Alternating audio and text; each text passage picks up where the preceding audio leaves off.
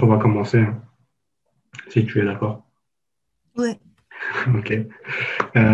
Bonsoir à toutes, parce qu'il y a des filles, des femmes. Merci d'être aujourd'hui avec nous, Rita et moi. Donc, moi, pour Toby Dinavox, c'est Rita qui va se présenter juste après. Euh, pour voir aujourd'hui les modes d'accès dans Communicator 5. Alors, je parle de Communicator 5, il faut savoir que c'est des modes d'accès qui peuvent aussi être utilisés dans d'autres logiciels de communication.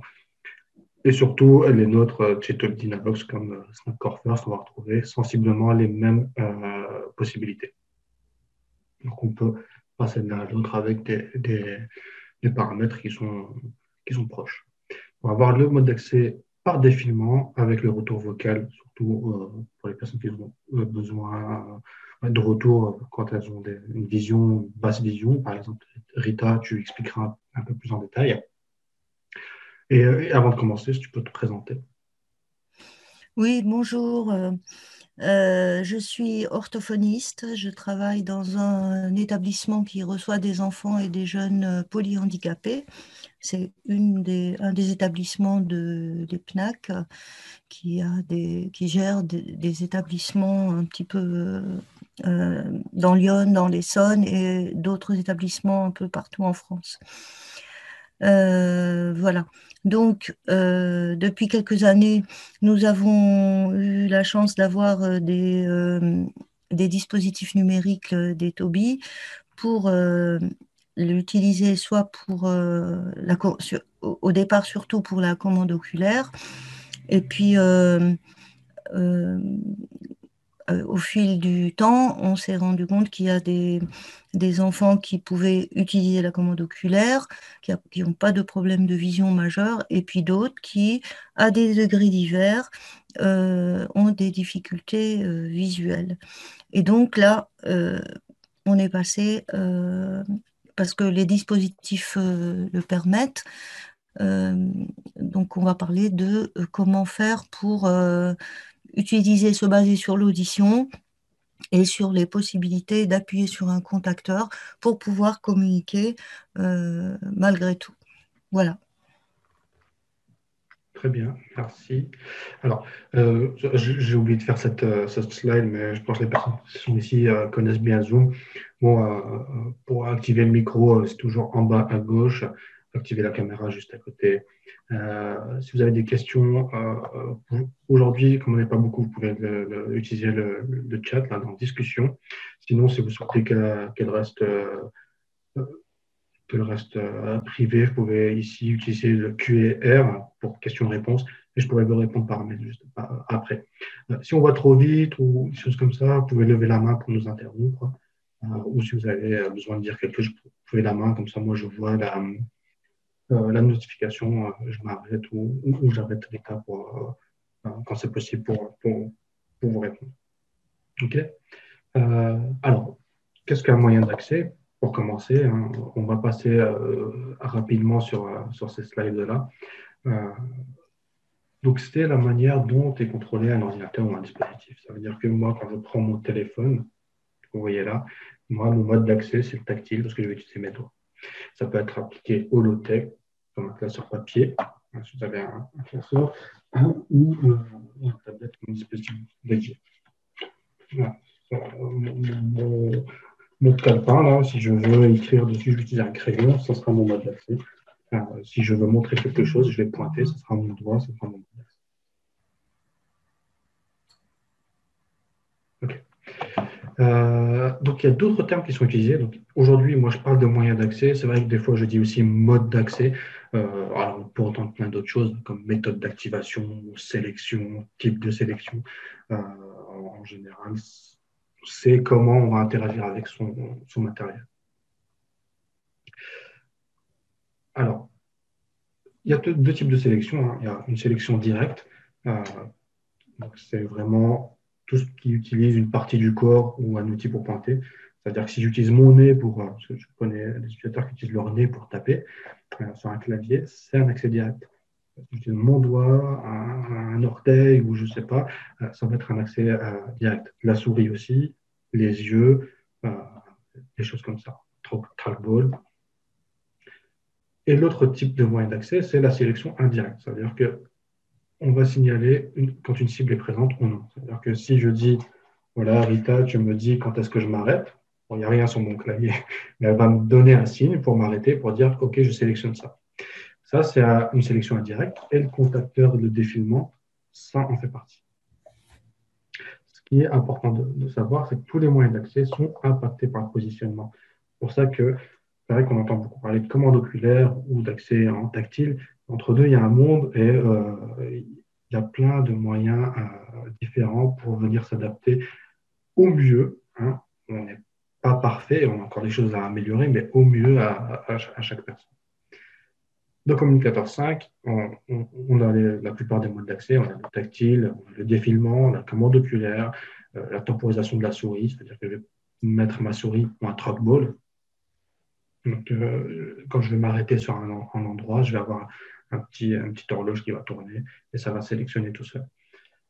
Et ces modes d'accès, ils peuvent être déclinés avec des paramètres et des personnalisations. On va voir comment a fait Rita pour les personnes qui l'accueillent qu'elle suit dans son établissement. On a pour objectif chez Tobii que personne ne soit exclu à cause de l'accès. En tout cas, on essaye de faire en mieux pour que ces personnes, pour offrir des accès alternatifs, pour pouvoir au moins arriver à des clics, au moins juste pour dire oui, non, qui est déjà une grande chose quand on n'a pas d'autres moyens.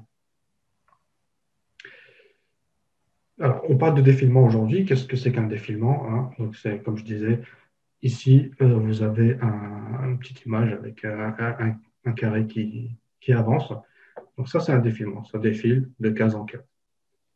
Et je vais utiliser un signal pour dire, OK, je veux m'arrêter sur cette case, je veux sélectionner cette case. Ça peut être un mouvement fin du corps, ça peut être un moment qui est plus important, la voix, le souffle. Si j'utilisais un carnet, un cahier, un grand tableau pour dire à Rita, OK, tu vas me dire quand est-ce que tu veux que je m'arrête. Rita pourrait juste souffler pour me dire que je m'arrête sur cette case. Ça peut être un mode d'accès. Mais ça peut être aussi sur un contacteur au souffle, un contacteur fin, etc. Donc, les avantages et les inconvénients, comme sur chaque mode, on va avoir des avantages et des inconvénients. Un défilement, ça va être plus lent qu'une sélection directe. La plupart du temps, ça va demander plus de temps que d'utiliser de la commande oculaire ou juste son doigt. Ça va être cognitivement plus difficile que la plupart des sélections directes. Ça va demander plus d'équipement. C'est-à-dire que si j'ai un ordinateur, il faudra un contacteur, mais il faudra quelque chose pour brancher mon contacteur sur l'ordinateur. Si j'ai un dispositif dédié, j'ai peut-être déjà les ports, mais il faudra quand même un contacteur. Si je ne peux pas utiliser mes mouvements et que je dois utiliser du souffle, il faudra un contacteur au souffle. Donc, ça, c'est des choses à prendre en compte. L'avantage, c'est qu'il peut être utilisé dans presque n'importe quel mouvement, enfin dans n'importe quelle position. C'est-à-dire que si je suis un utilisateur qui est en fauteuil et que j'ai le bras sur on appelle ça, sur un accoudoir, il peut être possible, par exemple, de mettre le contacteur en dessous et d'utiliser ce mouvement-là pour cliquer, s'il est possible. Comme je peux utiliser la tête, derrière, sur le côté, je peux utiliser les pieds, un contacteur au souffle, je l'ai déjà dit. Et ce qui est intéressant, c'est que ça peut être un moyen d'accès de transition. Voilà, donc si je n'ai pas compris la commande oculaire encore, c'est compliqué, etc., ça va trop vite, et que j'ai déjà utilisé, ça peut être un moyen d'accès de transition ou de secours. Si j'ai plus, imaginons, j'ai plus de dispositif, et j'utilise la commande oculaire habituellement, c'est difficile pour le partenaire de communication de savoir qu'est-ce qu'on regarde réellement. On peut peut-être utiliser en défilant avec son doigt et d'utiliser un signal pour dire OK, tu t'arrêtes quand on arrive sur le bon mot, le bon picto, la bonne lettre. Donc c'est utile en low-tech et en high-tech. Donc, ce qu'il faut retenir, c'est que le défilement offre un accès lorsque d'autres ne fonctionnent pas.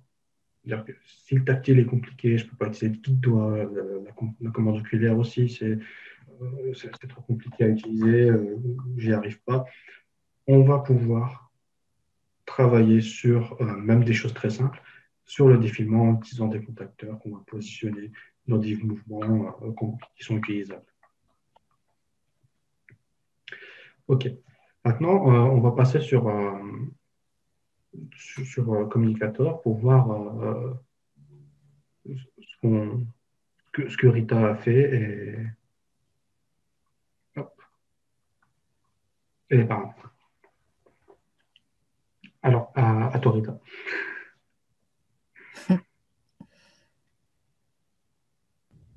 Rita? Oui. Oui, je disais à toi. Ah, pardon. Oui. J'ai entendu attends. Ah, non, pardon, à toi, Rita. Désolée. Oui, donc, en attendant de voir arriver l'interface, ce sont des exemples de fichiers qui ont été faits donc pour des enfants avec qui alors il y a certains enfants on savait qu'ils ne voyaient pas ou qu'ils voyaient que des contrastes. Il y a d'autres enfants qui portaient des lunettes. On sait qu'il y a des problèmes visuels, mais a priori, on pouvait dire on va essayer la commande oculaire. Et puis, je me suis rendu compte qu'ils ne l'investissaient pas. Et donc, je me suis posé des questions en disant, mais bon, ils ont des lunettes, ils voient, qu'est-ce qui se passe? Peut-être qu'ils n'ont pas envie d'entrer dans ce mode de communication. Et lorsque j'ai essayé, j'ai proposé le défilement avec le contacteur, là, ils se sont emparés de ce moyen et j'ai été très étonnée par la rapidité avec laquelle ils ont compris comment ça fonctionnait parce que c'est effectivement plus complexe que d'appuyer avec le doigt ou de viser avec les yeux. Il faut comprendre que ça va défiler, donc ils vont entendre, tout à l'heure vous entendrez les chapitres parce qu'il faut qu'ils entendent là où ils vont arriver et ceux qu'ils vont choisir. Et une fois qu'on rentre dans le fichier, il faut de nouveau relancer la machine pour que ça défile sur les messages. Vous pouvez voir dans les fichiers qu'il y a peu d'éléments. C'est fait exprès, il faut multiplier plutôt les chapitres plutôt que de mettre une dizaine ou 15 mots à l'intérieur parce que sinon ça serait trop long. Le choix de faire un... Oula je crois que ce sont mes chats qui font des bêtises. Le choix d'avoir mis 5 secondes, ça peut paraître long, mais c'est le temps pour certains enfants qui ont des problèmes moteurs de lever la main et d'appuyer.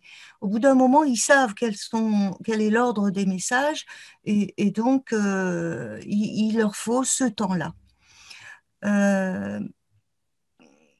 Voilà. Donc ça vaut vraiment la peine de le proposer aux enfants parce que c'est une grande joie pour eux de pouvoir dire les choses. Après, quand on fera quelques exemples, je vous dirai quel est le compromis pour laisser... il faut prendre le temps, quand on est à l'intérieur des fichiers, il faut prendre le temps de laisser les enfants s'exprimer. Et puis, selon le contexte, on peut, si par exemple, au cours de la conversation, l'enfant, ça amène à une question fermée, là, c'est moi-même je vais poser la question et je vais moi-même appuyer, ouvrir directement le oui non pour leur éviter d'attendre et de faire le tour. On pourrait peut-être faire l'exemple de, moi je vais dire bonjour à Dame. Et donc là, il faudrait aller sur le Oui, non. lancer. OK. Juste Voilà. petite remarque. Moi, j'ai un PC qui mélange plusieurs langues en français, anglais, suédois en même temps.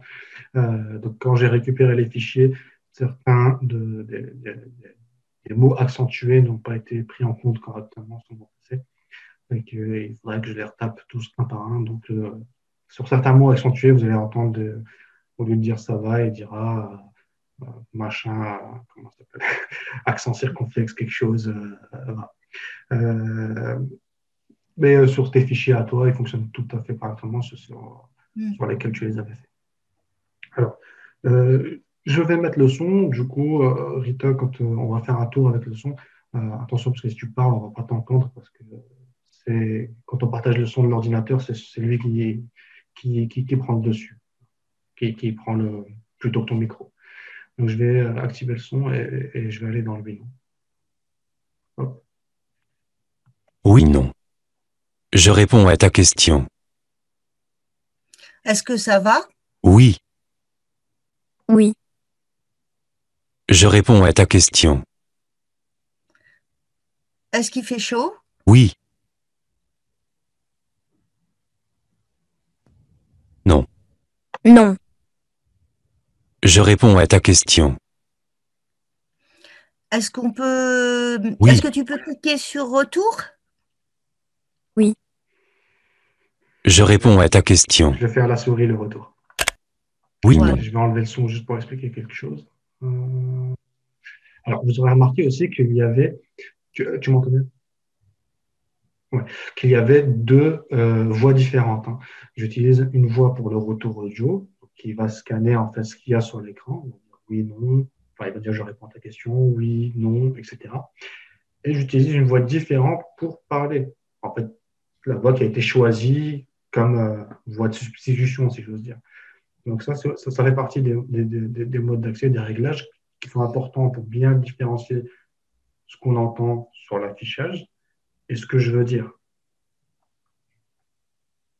Tu voulais dire quelque chose d'autre, Rita?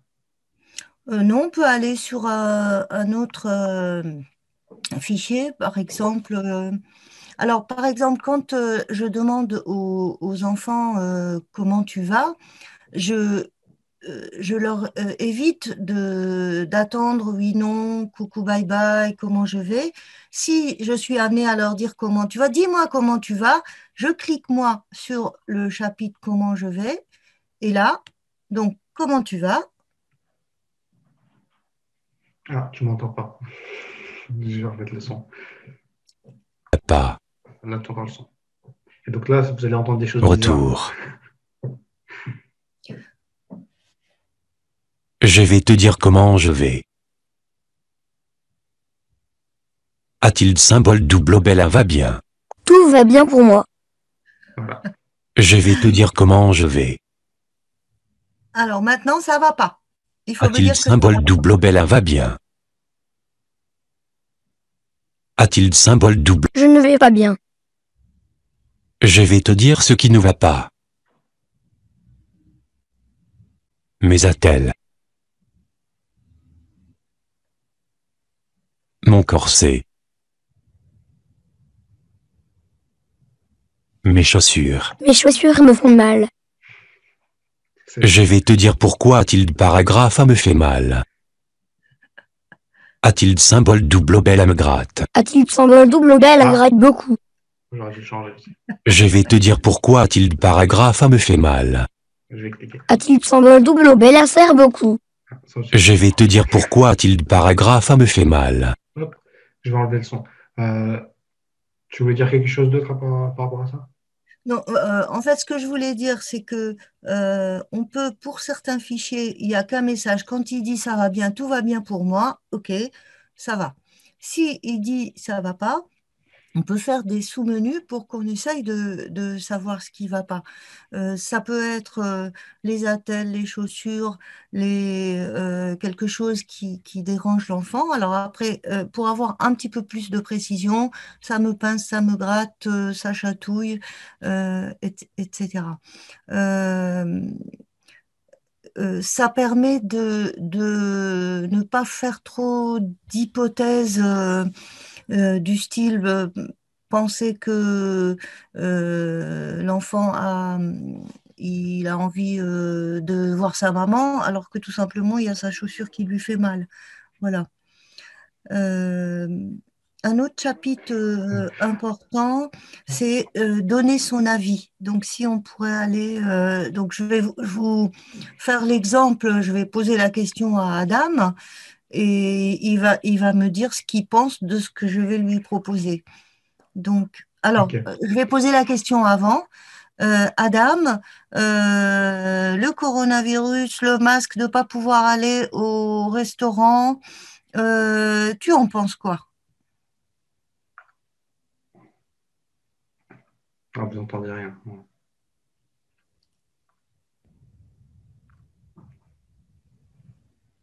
Gars copyright Nial.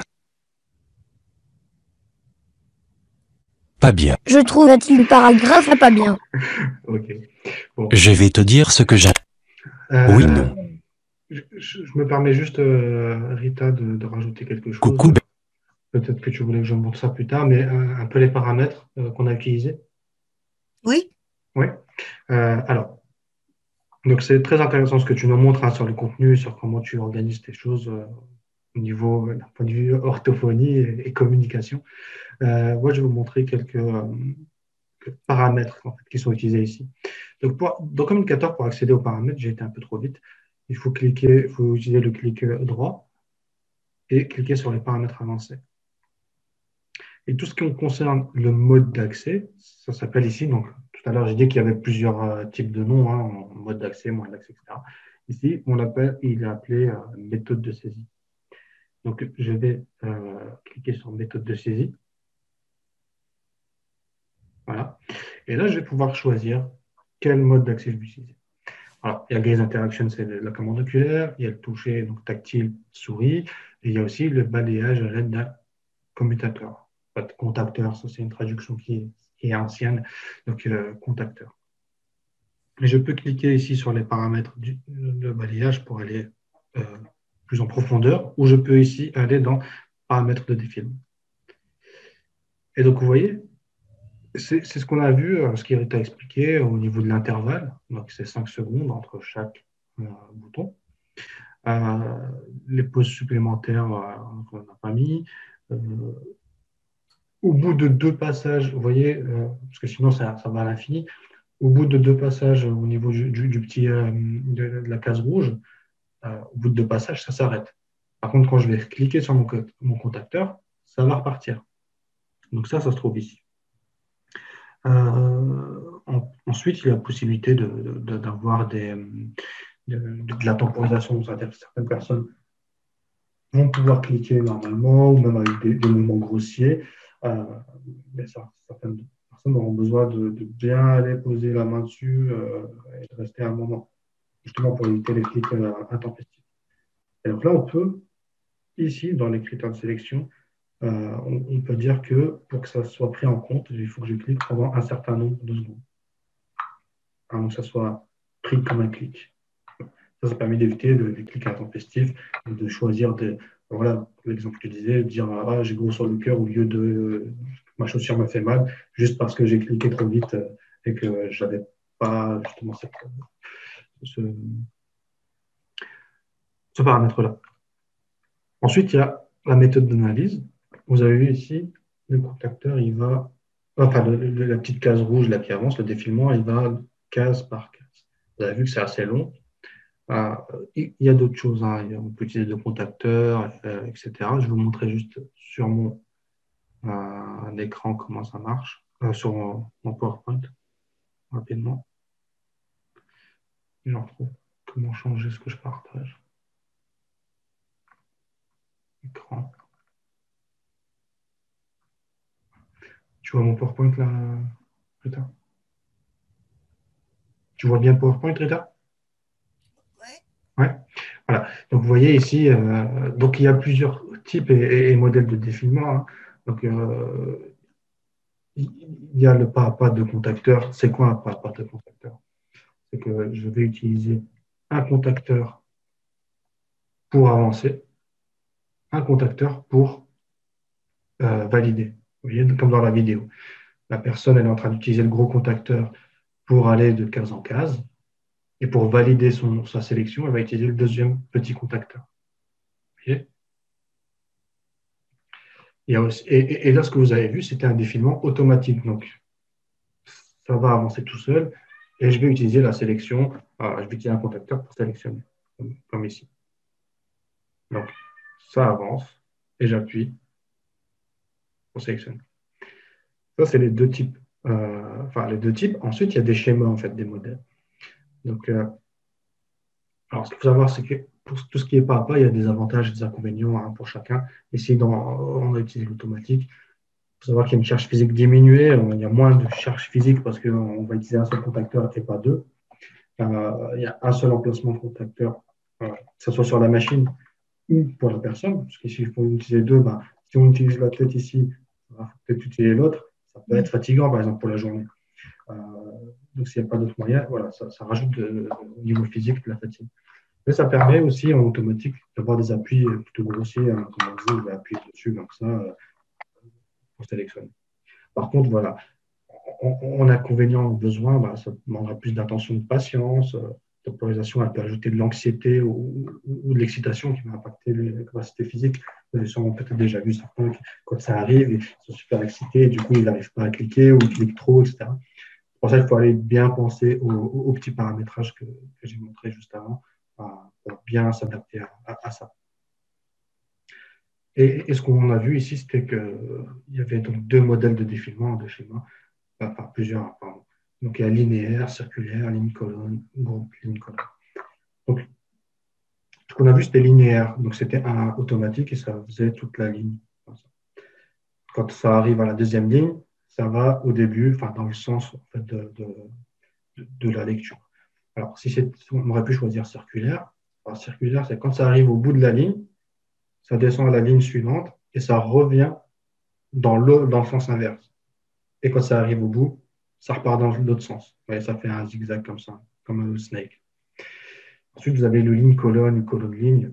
Et après, on peut définir des groupes, par exemple. Les lignes-colonnes, c'est comme celui-ci. C'est-à-dire qu'il va descendre ligne par ligne. Et quand je vais valider, il va rentrer dans la colonne et avancer. Voilà. Donc, il y a tous ces modèles qui sont disponibles. Ils ont chacun leur. Ça, c'est une vidéo qui montre. Chacun leurs avantages et inconvénients. Vous voyez, ça avance en linéaire. On l'a vu. Là, c'est ligne colonne. Ça avance, puis ça rentre dans la colonne. Et là, c'est par groupe. Donc, on a défini un groupe, un deuxième groupe. Quand on sélectionne, on rentre dedans et on fait ligne par ligne. Alors, ils ont aussi des avantages et des inconvénients. Je ne vais pas tous les faire. Si vous voulez, je pourrais vous envoyer juste un petit récapitulatif de ça après. Mais ici, on utilise le linéaire. Alors, c'est le plus simple cognitivement, avec le circulaire aussi. Mais en plus de ça, il va dans l'ordre. Donc, enfin, l'ordre et le sens de lecture sont consistants, en fait. Il va dans le même ordre. Donc, par contre, il est moins efficace qu'un ligne-colonne. Et pour vraiment la grande efficacité. Et ça reste un bon choix pour 8 cases maximum, comme vous l'avez vu ici. Adam, Oui. Adam, Marie-Claire a levé la main, l'écran est figé, effectivement. Ah, pardon. Vous pouvez dire, il était figé depuis quand?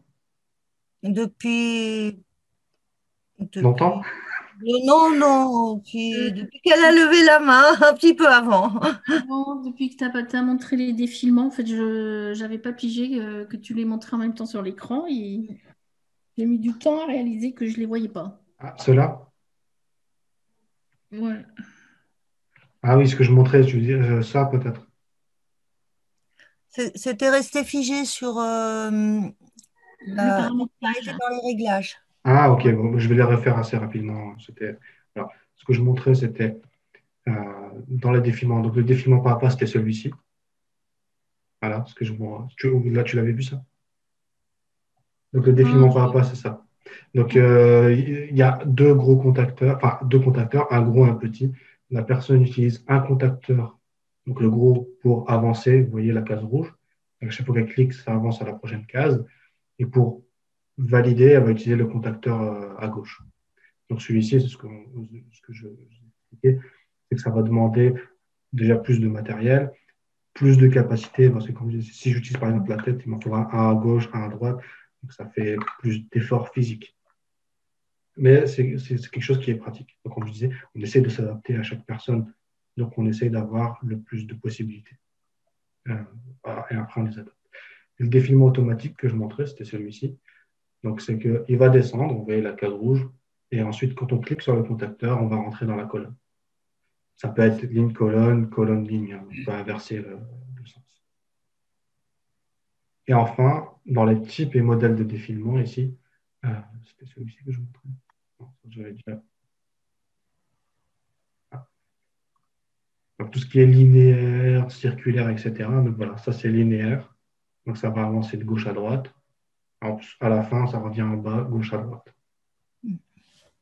Ici, c'est ligne-colonne. Donc ça descend de ligne par ligne. Ensuite, ça rentre dans la ligne et ça va aller de gauche à droite dans la colonne. Et ici, c'est groupe. Donc on a défini les 4 cases. Là, c'est un groupe. Là, c'est un autre groupe. Hop, je vais mettre juste pause. Donc on a défini ce groupe-là, ce groupe-là. Donc on va aller le groupe en groupe. Quand on va valider, on va rentrer dans le groupe et on va aller de ligne en ligne, puis il faudra valider pour entrer dans la colonne. Donc ça, c'est le plus efficace, mais ça demande plus, ça c'est une charge cognitive qui est plus importante et, pour la compréhension, etc. Donc c'était celui-ci. Donc c'est vraiment, avec le ligne-colonne, c'est les deux plus efficaces. Ça fonctionne avec un vocabulaire qui est plus fourni. Quand on a des grands tableaux, c'est beaucoup plus efficace. Il faut au moins 8 choix différents pour comprendre les modèles, mais c'est plus complexe cognitivement. Les deux premiers, donc linéaire et circulaire, qui se ressemblent, hein, sauf qu'il y en a un qui va aller de gauche à droite, puis descendre et aller de gauche à droite, et l'autre qui va faire gauche-droite, descendre, droite-gauche, descendre, gauche-droite. Ceux-là, ils sont simples cognitivement, et du coup, ils sont moins efficaces si on a beaucoup de vocabulaire. Donc, pour 8 choix maximum, c'est très bien. Et après, à chaque fois qu'on va enrichir le vocabulaire, ça va devenir plus lent pour accéder. Je ne sais pas si vous avez 80 cases et que vous voulez accéder au mot qui est tout en bas à droite. Là, vous imaginez case par case avec 5 secondes d'intervalle entre chacun. Ça fait multiplier ça par 80, quoi. Voilà. Donc, c'est ce que je voulais montrer par rapport à ça. Alors, c'est en anglais, excusez-moi pour ça. Ce qui est écrit, c'est que prenez un type, donc pas à pas ou automatique, et choisissez un modèle, donc linéaire, ligne-colonne, etc. Et essayez de changer au fur et à mesure pour voir qu'est-ce qui va mieux convenir au niveau de cognitif, au niveau des charges physiques, etc. Et l'efficacité. Donc là, on revient à la démo. Adam, oui. Je pense à une chose qui me semble importante, c'est que pour des enfants, à certains moments, il y a des sujets qui sont chargés affectivement et émotionnellement. Alors, il peut arriver que, vu l'émotion, la main va sur le contacteur au début pour dire ce qu'ils ont à dire. Et elles se bloquent, ils n'y arrivent pas parce que voilà, il y a trop d'émotions par rapport au message qu'ils veulent dire. Dans ces cas-là, ce qu'on fait, c'est qu'on tient, que ce soit moi ou les éducateurs, on tient la main de l'enfant, on lui dit, écoute, on va déclencher le défilement et tu pousses ma main quand tu dois donner la réponse. Et en général, ça marche super bien. Donc nous, on ne bouge pas, on n'influence pas la réponse et on laisse l'enfant aller droit au message et pas attendre, pas déclencher au début. Voilà. Il y a des enfants comme ils connaissent l'ordre des mots, il leur arrive ils savent que ça va arriver, ils sont tellement pressés de ne pas louper que des fois, ils tapent un petit peu trop rapidement. Donc, le fait de maintenir la main un tout petit peu permet de... Et on sent vraiment la pression de l'enfant qui veut aller au moment où vraiment il a besoin du message. Donc, ça diminue un petit peu les marges d'erreur. Et si on a un doute, si on a un doute parce qu'il a hésité ou quoi, on ouvre le fichier oui-non, on lui dit c'est bien ça hein, que tu m'as dit. Tu m'as dit que tu avais mal au pied, enfin je dis n'importe quel exemple. Et là, il reconfirme avec le oui-non si à un moment on n'est pas trop sûr de sa réponse. Intéressant ce que tu dis, justement pour vraiment être sûr et éviter les réponses qu'on a fait sans faire exprès, quoi. Ouais. Je voulais aussi montrer, excuse-moi, après on revient sur les fichiers. Tout à l'heure, on est toujours dans le mode, dans les paramètres avancés. Tu vois bien les paramètres avancés, Rita? Oui, OK. Donc, on a vu ici le mode de saisie, méthode de saisie, le paramètre de défilement. Ce qu'il faut aller voir aussi, c'est ici dans le son. oui, Vous voyez, c'est le troisième. Donc, on peut choisir la voix, etc. Mais vous avez aussi les sons rétroactifs. Donc, ça, c'est le retour audio que vous entendez, que vous entendiez tout à l'heure pendant l'essai, qui scannait en fait et qui disait qu'est-ce qu'il y a à l'écran. Donc, on- nous, on a coché utiliser un repère audible. En général, ce qui est déjà coché, c'est ce qui est déjà bon. Ça marche bien. Donc, lire chaque mot, lire chaque phrase. On n'est pas obligé de lire chaque lettre, sauf s'il y a besoin. Son du clic sur un bouton à chaque fois que vous utilisez un son du clavier pour avoir un retour quand on utilise le clavier. Mais ici, il y a le petit synthèse vocale, le petit onglet synthèse vocale. Et c'est là qu'on va choisir qu'on utilise une voix pour parler. Voilà, j'utilise Valentin parce que c'est la voix que j'ai choisie pour communiquer avec. Et je choisis une autre voix, Antoine. Je pourrais très bien choisir une voix belge ou une voix qui n'a rien à voir, mais vraiment pour bien différencier ce que j'utilise. Voilà. Donc, même dans un établissement, je ne sais pas, Rita, combien, enfin, vous en avez pas mal d'utilisateurs, mais s'ils utilisent tous en même temps une synthèse vocale et qu'ils répondent avec tous la même voix de Valentin, ou qu'ils sont en train de défiler avec la même voix de Valentin, je ne sais pas forcément si c'est en train de parler ou si c'est en train de chercher quelque chose. Et ça peut être intéressant, que ce soit pour les personnes qui accompagnent, mais aussi pour l'utilisateur, pour bien différencier. Après, pour aller plus loin, bien sûr, on peut choisir la hauteur et la vitesse. Hein, parce que, je pense aux personnes aveugles, par exemple, quand elles utilisent des lecteurs d'écran. Franchement, moi, si je l'utilise, je ne comprends rien parce qu'ils mettent une vitesse de lecture qui est super rapide. Ça lit très, très, très, très vite. Ça fait des années d'entraînement. Donc là aussi, on peut changer la vitesse de lecture du contenu et la hauteur pour bien différencier avec la voix qu'on va utiliser pour parler. Et aussi, on peut choisir des périphériques audio différents. Quand on utilise un dispositif, par exemple, on peut utiliser, on va parler avec les haut-parleurs qui sont présents, utiliser par exemple des écouteurs pour les médias ou pour le retour vocal, le retour sonore. Donc personne d'autre va l'entendre, moi je vais l'entendre dans mes écouteurs. Et quand je vais valider pour parler, pour dire quelque chose, là ça va sortir par les haut-parleurs. Comme ici, je vois son de communication, je peux choisir, voilà, haut-parleur par sortie, voilà, les haut-parleurs. Et si je choisis notification, son de retour sonore, je vais utiliser mes écouteurs. Voilà. Et je peux tester. Voilà. Ouais, je pense que pour les paramètres, c'est le gros à savoir pour le défilement. Il faut faire un clic droit, aller dans les paramètres avancés, aller dans la saisie, choisir la méthode de saisie, puis les paramètres de défilement, regarder, fouiller un peu dedans. Et puis, pour tout ce qui est son, c'est voix, enfin, il faut aller dans le son, voix et son rétroactif. Voilà. Donc, je vais revenir ici. Tu avais peut-être d'autres choses à dire, Rita, sur ton organisation, des choses comme ça. Oui, donc les fichiers que j'ai mis là, en fait, c'est à la fois un petit peu de social, pouvoir dire bonjour, au revoir, oui, non, vraiment amorcer la conversation. Les situations que j'appelle de survie, comment je vais, comment je me sens. Mon passeport, hein, le passeport, c'est ce que l'enfant aime, n'aime pas, s'il a des frères et sœurs, etc. Il faut qu'il y ait aussi voilà, par exemple, mes frères et sœurs, je ne sais pas, Mes parents. ce que j'avais mis, j'ai un peu modifié euh, pour pas que ce soit ceux des enfants. Euh, euh, il faut qu'il y ait aussi du plaisir.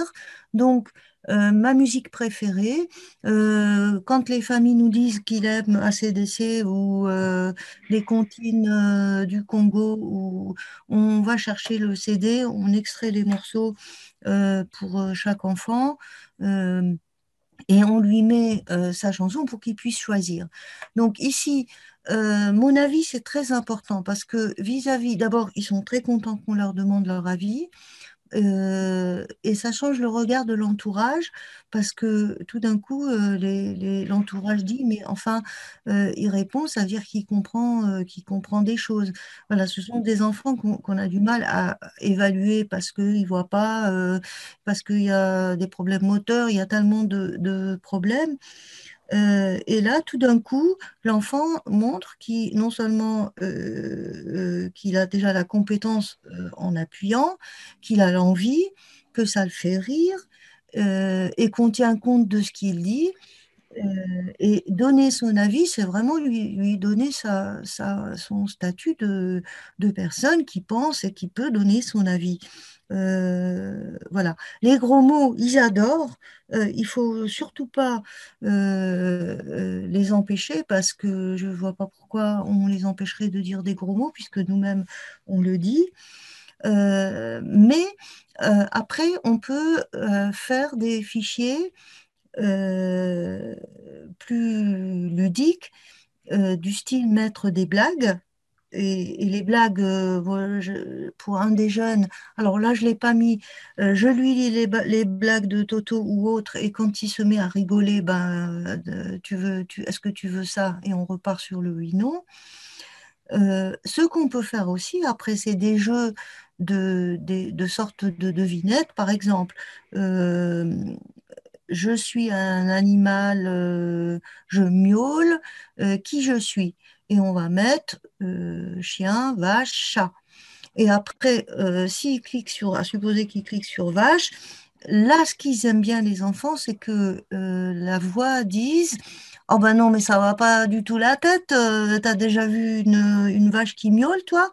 Et quand on a des messages de ce type-là, ils sont très, très très très heureux plutôt que de dire oui, non, tu t'es trompé, c'est pas ça, voilà. Donc on peut après faire la voie est ouverte pour des tas de jeux. J'ai fait la différence entre je veux, j'ai envie et j'ai besoin. Je veux, ces deux fichiers, je veux et j'ai envie, on a manger, boire. Mais le message ne sera pas le même. Je veux manger parce que j'ai faim. Par contre, j'ai envie de manger quelque chose de bon. Je peux avoir envie de manger une glace alors que j'ai pas faim. Donc, si on clique sur j'ai envie de manger,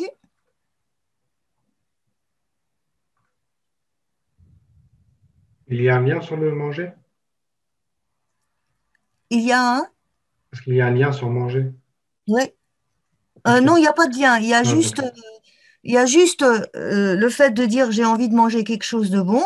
Par contre, là, il faut après, on peut faire un sous-groupe qui s'ouvre sur qu'est-ce qu'il aime bien manger. Et ça, ce sont les familles qui nous disent que il aime bien les spaghettis bolognaises ou la glace au chocolat ou autre chose. Donc, euh, là, c'est personnalisé. Me promener, c'est un enfant qui adore se promener, qui le dit souvent. Euh, Écouter une histoire, il y en a qui n'aiment pas. Ils ont plus envie de parler d'actualité que d'écouter une histoire. Ou alors, il faut faire attention à l'âge, parce que quand ils ont 14 15 ans, il ne faut pas mettre des comptes. Alors, ce qu'on peut faire aussi, là, je ne l'ai pas fait là. Écouter une histoire, ok, on va ouvrir et là, on a les histoires préférées et il pourra choisir telle histoire, telle histoire. Il y en a qui aiment beaucoup Titeuf, il y en a qui aiment beaucoup, comment il s'appelle, Choupi. Et donc là, on pourrait mettre les titres de Choupi et une fois qu'il clique, Par contre, là, il faut qu'on enregistre, l'histoire. Ça peut être page par page, et auquel cas, pour tourner la page, il faut qu'il reclique.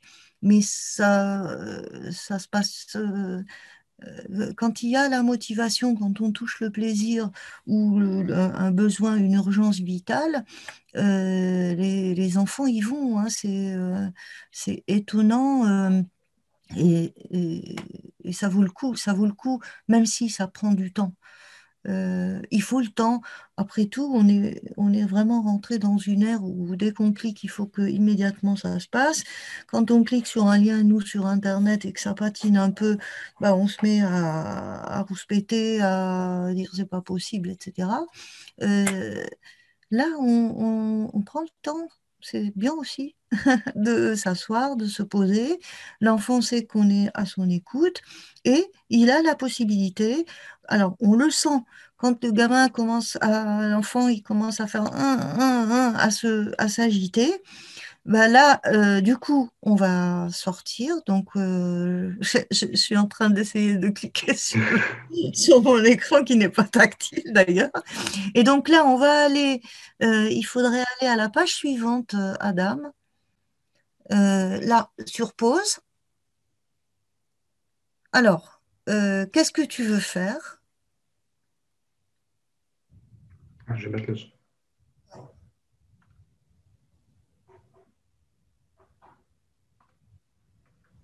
Faire autre chose. Voilà. Ça peut être l'activité. Attends, s'il te plaît, marque déposée. Donc, attends, s'il te plaît. S'il clique sur pause, il va entendre pause. Le message sera Pause. je veux faire une pause. Là, je veux arrêter. Attends, s'il te plaît, marque déposée. Je crois que ma touche espace ne fonctionne plus. Oh. Si je clique dessus, il ne se passe rien. Là, quand il va être sur pause, on va entendre. Attends, s'il te plaît, marque déposée. Oh, je vais enlever le son. Pause. Voilà.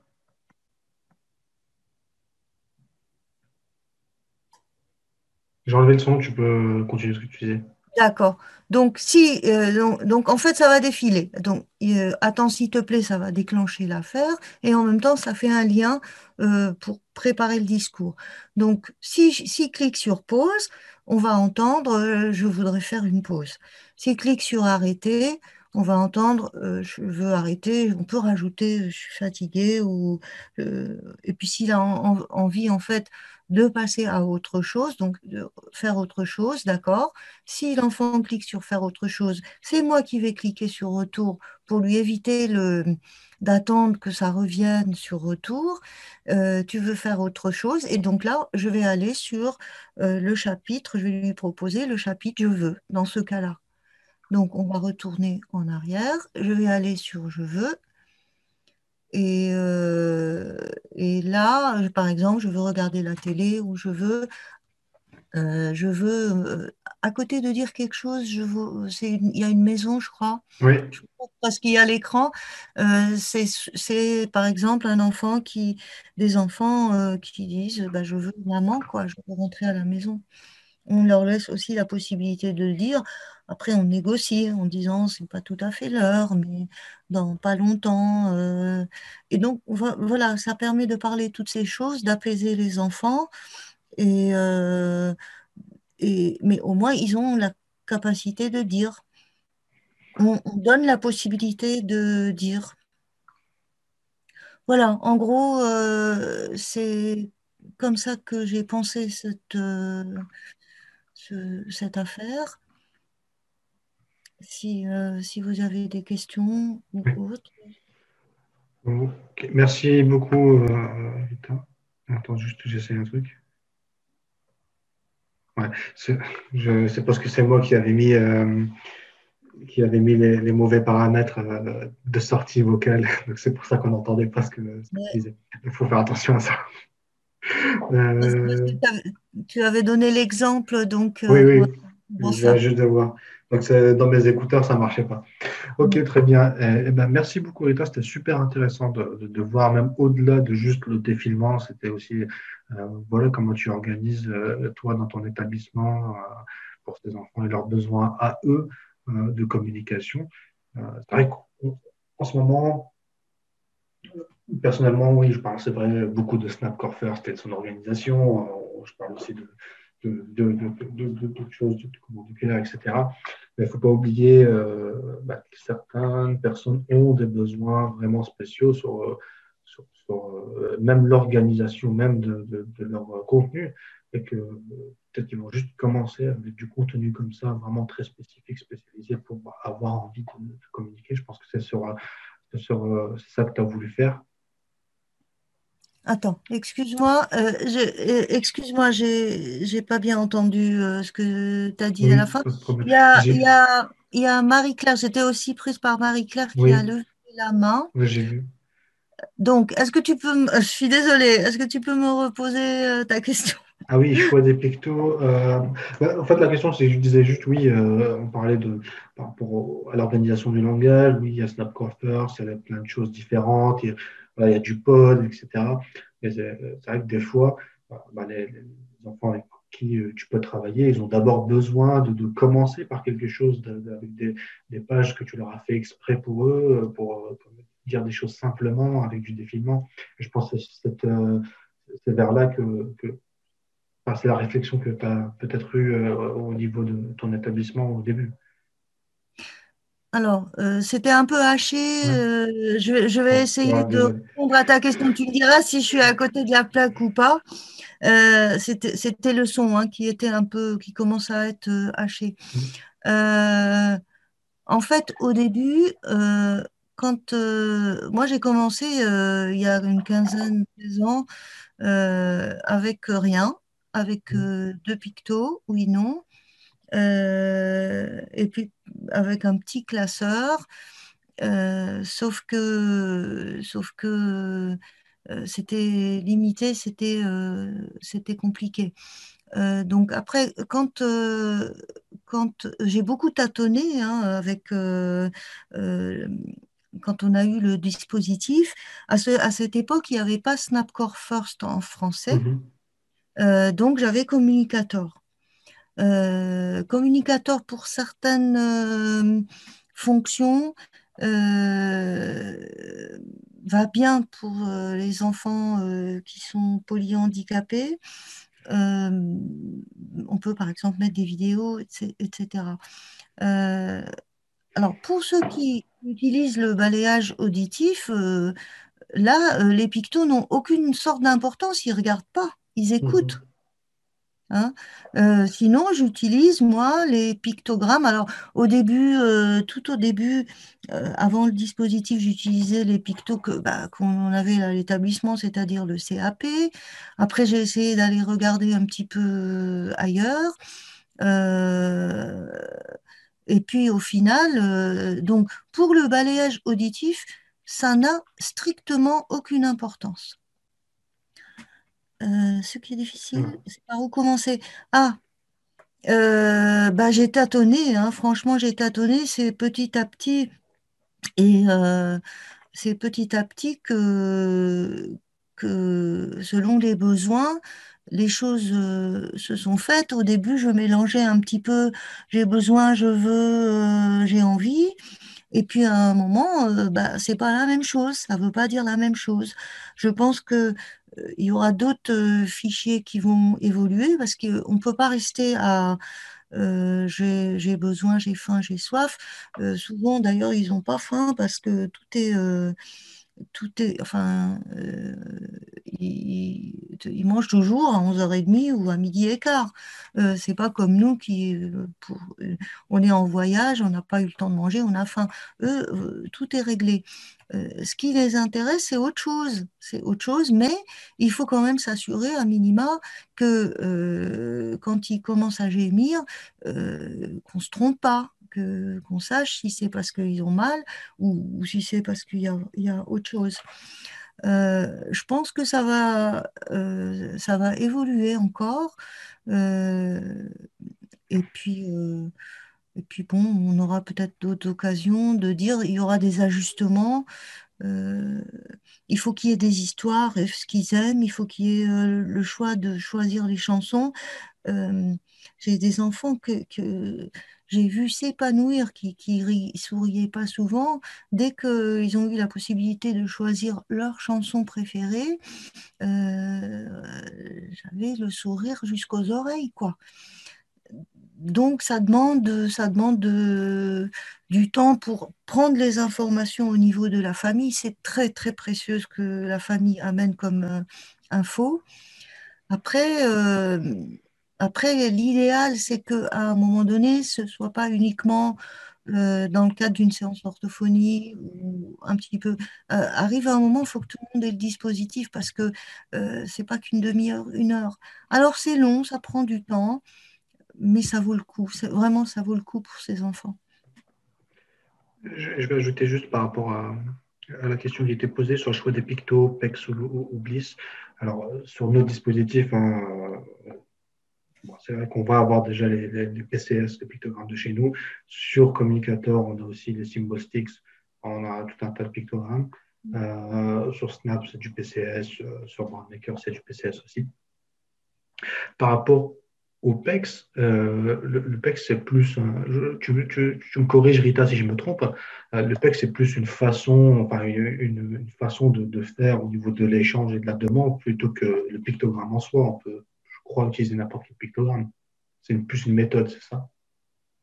Parce que par rapport Alors, à la question ici que je vois, PictoPEX ou Bliss, ou peut-être vous avez voulu écrire PCS. Et par rapport au Bliss, pardon, moi, je ne le connais pas forcément bien. Je pense que c'est assez ancien comme oui. système que moi, je l'ai peut-être rencontré une fois dans un établissement à Liévin, c'est tout.